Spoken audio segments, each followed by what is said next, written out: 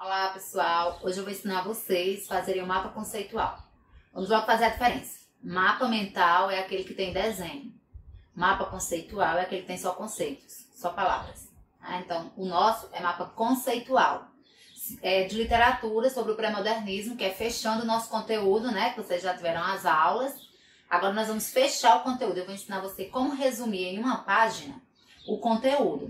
Então, como vocês vão fazer a avaliação e o tempo será medido, então é importante que vocês estejam com tudo resumido em uma página só, para que você não fique procurando tanto, né? Perdendo tempo procurando. Então, o mapa conceitual que nós vamos ver é o do pré-modernismo. Pode ser feito, esse mapa conceitual é uma forma de estudar. Pode ser feito com qualquer disciplina, é uma forma de você resumir o conteúdo e aprender mais. É uma forma de estudar. Então, você pode fazer de todas as escolas literárias, mas nós vamos dar prioridade dessa vez ao pré-modernismo, porque é o nosso conteúdo que se encerrou a semana passada. Então, nosso conteúdo é o pré-modernismo. Ele acontece em que período? Ele acontece em 1902 e ele não constitui uma escola literária, mas um período de transição para o modernismo. Então, isso aí nós vimos, né? Nós vimos que até eu coloquei de um lado só as escolas literárias do romantismo ao simbolismo, mas isso vai até antes, né? Eu coloquei lá no slide, você pode encontrar a aula no canal, eu coloquei do romantismo ao simbolismo, mas nós temos as escolas anteriores, trovadorismo, humanismo, todos os outros, quinhentismo, barroco, arcadismo, tudo vem também antes, tudo que vem antes. Então, o pré-modernismo não constitui escola literária, todos nós sabemos que escola literária não é, e tem um motivo para isso. Por quê? Porque não tem características definidas. Então, vamos lá.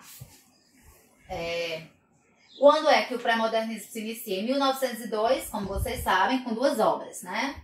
Canaã de Graça Aranha e Os Sertões, de Euclides da Cunha. Então, quando você estiver fazendo o seu mapa, você coloca aqui uma linhazinha que aqui no mapa, na hora da apresentação, não saiu. Então, Euclides da Cunha, que escreveu Os Sertões, o livro mais famoso é esse, né? É esse que nós temos, Os Sertões. E ele não, como eu já disse, o pré-modernismo não tem características. E por não ter características, tem pontos comuns. É apenas coincidências, né? Os escritores, cada um escreveu do seu jeito, só que quando nós vamos fazer uma análise dessas obras, nós percebemos que essas obras elas têm pontos muito comuns. E aí estão selecionados nos materiais didáticos para vocês. Então, nós temos a primeira, ruptura com o passado, né? Eles fazem um corte, não querem mais saber o que aconteceu na literatura anterior, ninguém quer mais estar, porque antes a nossa literatura, antes do pré-modernismo, como a Frane Peixoto diz, antes a nossa literatura era o sorriso da sociedade. Por quê? Porque antes do pré-modernismo, as escolas literárias eram assim, elas nasciam na França ou na Itália, aí passava por vários países, passava por Portugal, era filtrado por Portugal para poder chegar aqui no Brasil. Então, o que é que vai acontecer aqui no pré-modernismo? Os escritores acabam com isso. Não, nós não vamos mais nos basear em obra que foi publicada em outro país, não. Vamos produzir a nossa própria obra.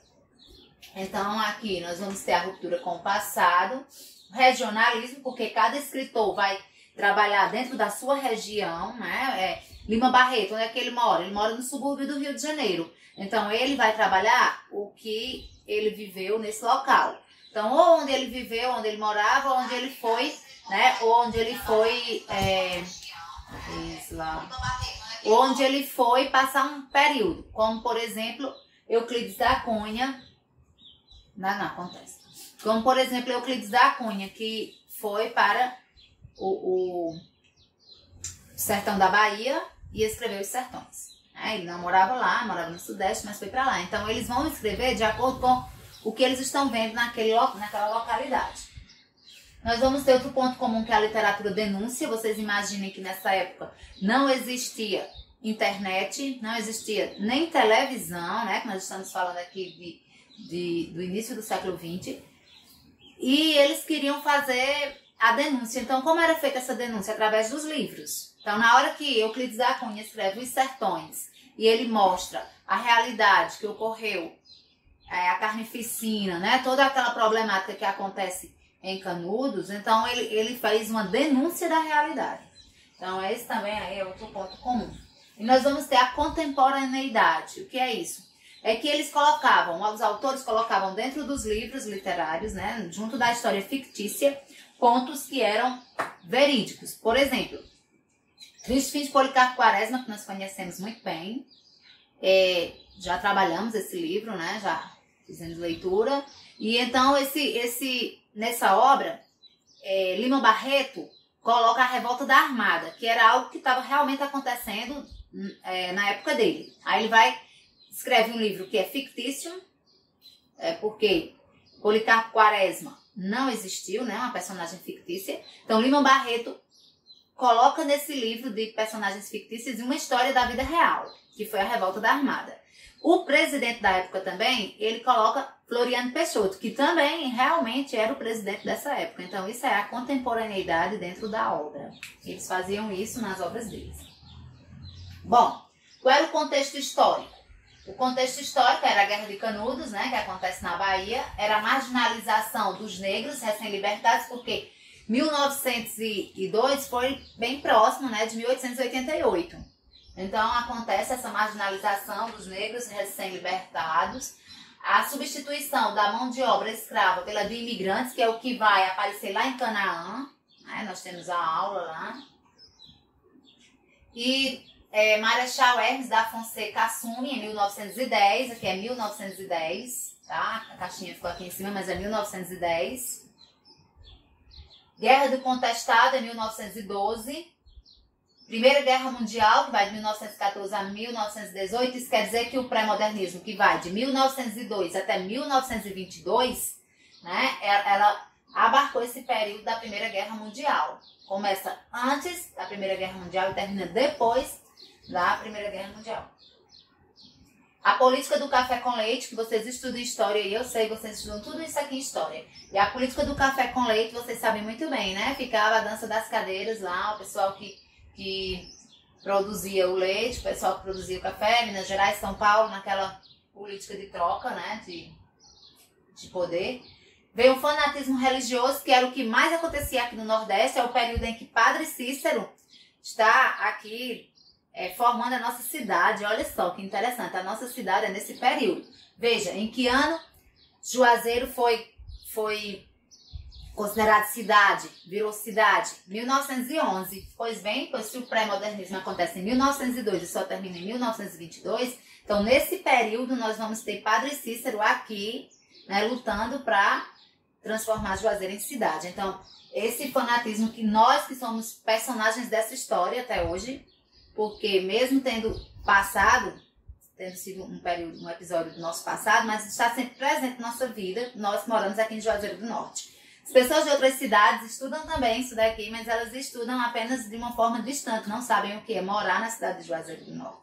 Esse fanatismo religioso para elas está muito distante. Para nós sabemos que está próximo ainda tem muita gente fanática, né?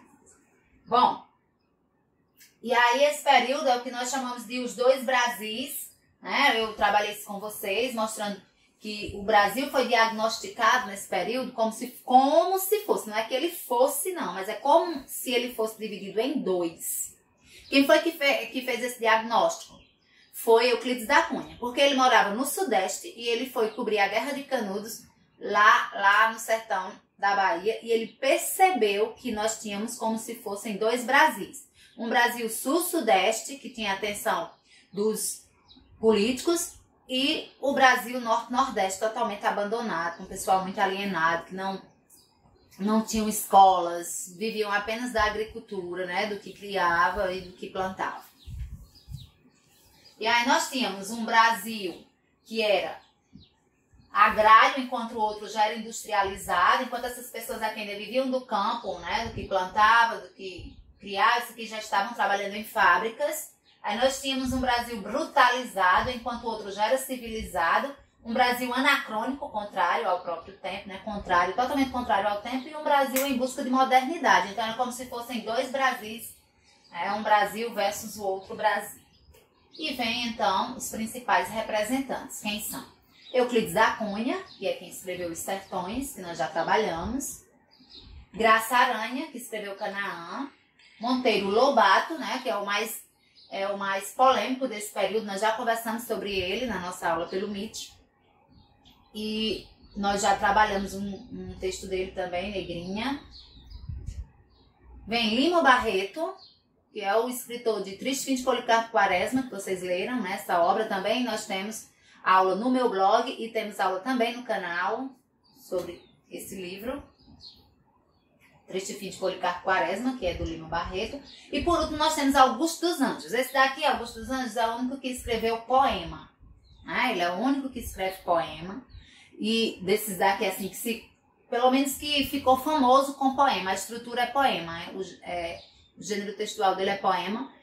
E ele é um escritor bem diferente dos outros poetas desse período. Porque nesse período aí, ainda os parnasianos simbolistas estavam produzindo. Mas ele não se enquadra nem como parnasiano, nem como simbolista.